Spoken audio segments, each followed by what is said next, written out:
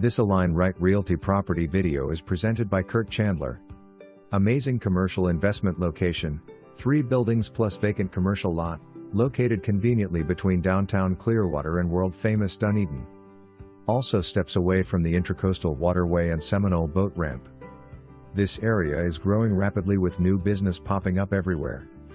The possibilities are endless with this property that consists as follows: 1692 NFT Harrison Avenue CW 4800 General Warehouse, 1680 NFT Harrison Avenue CW 1121 Strip Store, 2 or more stores, 1668 NFT Harrison Avenue CW 1090 Vacant Commercial Land West/XFSB, 1656 NFT Harrison Avenue CW 1227 Store West/Office or Apartment.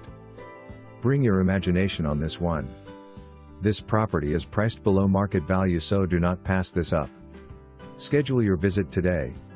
For more information, review the details below or contact Kurt Chandler at 727-667-5590.